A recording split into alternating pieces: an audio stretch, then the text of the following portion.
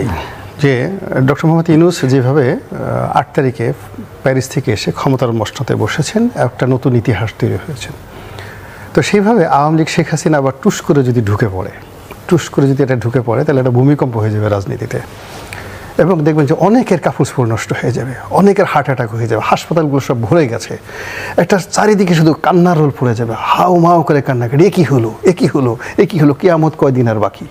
এরকম একটা এখন উনি হেলিকপ্টারে আসবে, নরেন্দ্র মোদীর গাড়িতে আসবে, না কিভাবে আসবে আই ডোন্ট নো, স্বপ্নে আসবে না বাস্তবে আসবে, এই আপনি যেটা হাইপোথেটিক্স বললেন, তো টুস করে ঢোকার একটা সম্ভাবনা আছে। উনি অবশ্য একবার আমরা শুনেছি, এটা এআই জেনারেটেড কিনা জানি না, যে আমি তো পাশেই আছি, টুস করে মানে আপনি যখন স্বপ্ন দেখবেন তো বড় কলাটাই দিয়ে বড়টার স্বপ্ন দেখলাম, এগুলো একটা।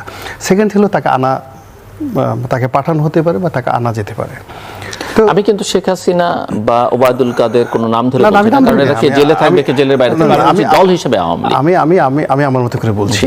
তো এই গেল একটা, যে শেখ হাসিনা এবং তার যে পুরো টিমটা, এটা যেভাবে doctor Mohammad Yunus meticulously well design pre planned ওয়েতে এখানে আসছেন, এখন এটা প্রমাণিত।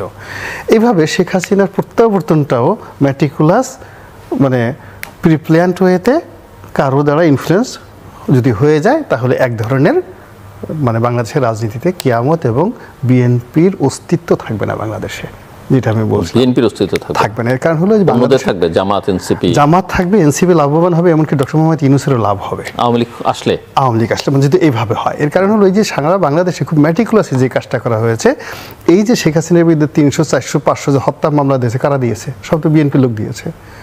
আওয়ামী লীগের যারা লোকজন, এই যে চাঁদাবাজি, যা দখল ঠকল কারা করেছে, বিএনপি লোক দিয়ে করানো হয়েছে, বা বিএনপি লোক করেছে। বিএনপিকে টোটালি মাঠে আওয়ামী লীগের যে রাইভাল করে দিয়েছে, এটা এখন পর্যন্ত বিএনপির কেন্দ্রীয় কমান্ড বুঝতে পারে না। কিন্তু যখন আওয়ামী লীগ চলে আসবে, ফার্স্ট এসে সে কিন্তু জামাতের ধরবে না। জামাত আগেই তাকে ক্ষমা করে দিয়েছে, জামাত তো আগেই তার সঙ্গে তাকে ফিসিবিল্লা বলে দিয়েছে, তার সঙ্গে সে গলাগুলি করে সমস্ত কিছু করে ও সব কিছু আছে। এনসিপি বললো যে আমরা কচি খোকা, আমরা তো এই কাজগুলো করেছি, আমরা আপনার সন্তানের মতো, আপনি তো আমার মায়ের মতো।